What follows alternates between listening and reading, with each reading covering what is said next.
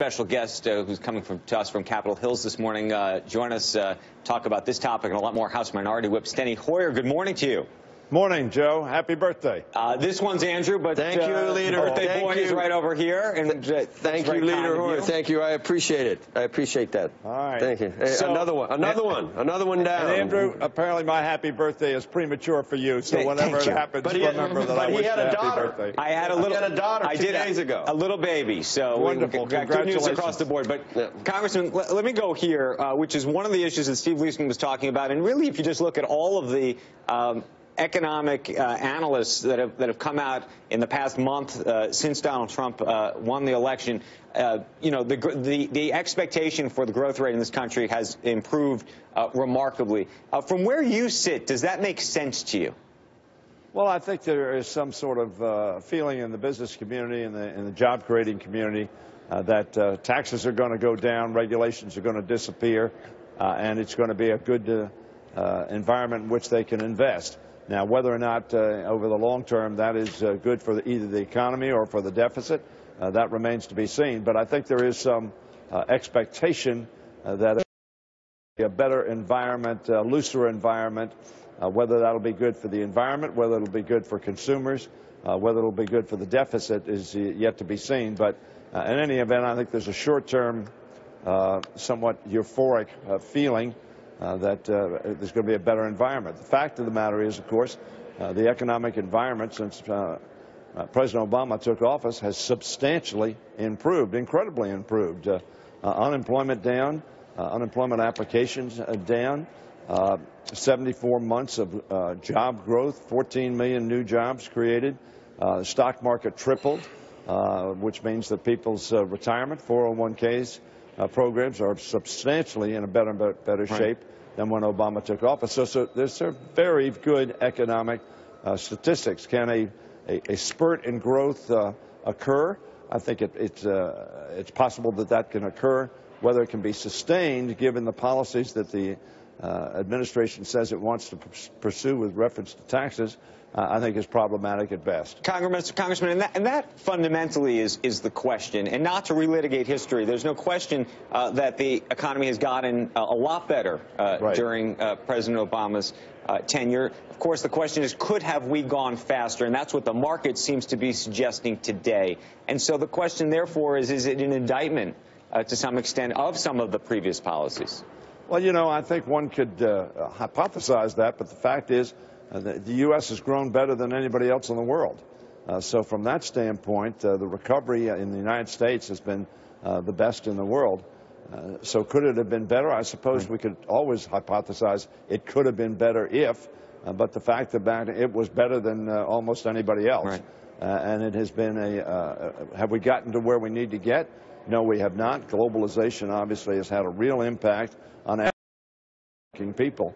And you were talking about that a little earlier, the skill set match. We've got to make sure that average working people do, in fact, have access to jobs and that they have the skills to perform those jobs. Congressman, you've expressed some concern about a couple of the nominations that Donald Trump has made, including Exxon CEO Rex Tillerson as Secretary of State. What's your issue? Well, I think that what we've seen in the president's appointments are, first of all, either people who have had no experience in the area of the expertise they'll need to run agencies that are critically important to the United States of America and indeed to the world in the form of the Secretary of State's job. Mr. Tillerson, I'm sure, is a very able individual, but one of his problems is he has dealt not so much on the foreign policy issues, the human rights issues, the issues that relate to the relations between our countries, as he has with the economic issues. Is it good for Exxon in a particular country, and does it meet his expectations of bottom line access and an ability to work in a particular country? That has been his focus, the welfare of his corporation as opposed to necessarily the welfare of his country. He'll have a different perspective now. I think there's going to be a lot of questions of Mr. Tillerson as to how he's going to balance the economic interests that he clearly has had as the leader of one of the largest enterprises in the world and his responsibilities as Secretary of State. The nominee for EPA is obviously focused on destroying the EPA and denying that climate change exists. Almost every American, I think, overwhelmingly believes that climate change is a reality, needs to be dealt with. We need to have policies pursued. Whoa. Yeah, I don't know. I must not be. I'm going to have to turn in my citizenship. Hey, Leader, let me change the subject. So I was watching a competing channel last night, and, you know, it's a channel that maybe the president doesn't like that much. But I heard that they were talking about the victory lap and the speeches that we're hearing now. And one just very bluntly said, the American people probably aren't buying it because of 3 words: President Donald Trump. And there are some that say it's not a repudiation of President Obama's policies, that maybe it was a bad candidate, or maybe it was Jim Comey, or maybe, you know, there's a lot of different reasons why it happened. But isn't there something to that, or do the American people not understand that globalization has made it tough, or that, you know, it's been tough to get 3%, but it is the first presidency to ever have a year, not a single year above 3% GDP, not a single year in 8 years. That's the first time that's ever happened. Well, it's the first time in a very long time that we've had as deep a recession and as tough a clawback from that deep recession, which was worldwide. But nevertheless, the United States has done better than almost any country in the world in getting there. And I'm not sure exactly what you mean. And President Trump, Obama's favorability rating, as you know, is higher than Trump's and higher than Clinton's at the end of the election cycle. Personally, he's very, you know, he continues to be very popular. But if someone, I mean, if I had asked you a year ago, is there any chance Donald Trump becomes president running against Hillary Clinton, who's running on a continuation of Barack Obama's economic successes, you would have said the guy from The Apprentice is going to beat someone who's going to continue President Obama's policies? You would have told me I was, you know, he would have asked me if I'd visited Colorado, what I was smoking. I would not have said he was going to continue his policies, but I would have said he was not going to be president of the United States. There's no doubt about that. American people would choose a candidate in Hillary Clinton that would continue the policies, the legacy, and try to, you know, nail down everything President Obama did, and that's not who they chose. There are a lot of strange things that have happened in this election. There's no doubt about it.